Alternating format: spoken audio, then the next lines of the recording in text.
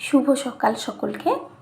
আজকে আমি তোমাদের কিভাবে নরম নরম ফোলা রুটি বানাতে হয় সেটাই দেখাবো। এটা তোমরা সবাই জানো যে কিভাবে আটা মাখতে হয়। আটা মেখে ডো করে নিয়েছি আমি, তারপরে তার থেকে লেচি কেটে নিয়েছি, তারপরে আমি সেখান থেকে বানিয়ে নিয়েছি একটা রুটি, বেলে নিয়েছি। এবার সেঁকাটা হচ্ছে আসল ব্যাপার, যেটা আমারও খুব অসুবিধা হতো আগে। এবার এটা রুটিটা কিভাবে সেঁকবো সেটা আমরা দেখে নেব। এখানে আমি একটা রুটি বেলে নিয়ে চাটুতে দিয়ে দিয়েছি। আমি রুটিটা চাটুতেই করে নেব, জালি ব্যবহার করব না। তোমরাও দেখো আমি কিভাবে করছি। অল্প অল্পভাবে একটু একটু ফুলে এলে রুটিটা আমি উল্টে দেব। এটাই রুটি তৈরি করার মেন স্টেজ বলে আমার এতদিনের অভিজ্ঞতায় মনে হয়।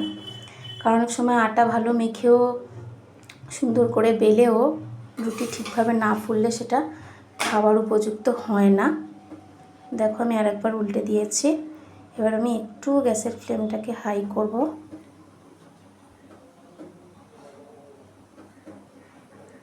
দেখো রুটিটা কি সুন্দর ফুলে যাচ্ছে।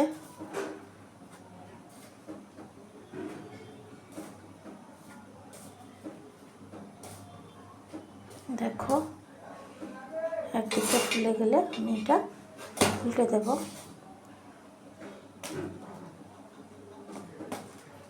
দেখো এভাবে ফুলে গেল, আমার রুটিটা হয়ে গেল। রুটি সবসময় এরকম একটা ন্যাকড়ার মধ্যে জড়িয়ে রাখবে, তাহলে কী হবে, রুটি যেরকম জল হয়ে যায় না একসাথে রাখলে, সেটা আর হবে না। নরমও থাকবে, গরমও থাকবে, আবার জল হয়ে যাবে না। এভাবে তৈরি করে দেখো, খুব ভালো লাগবে খেতে।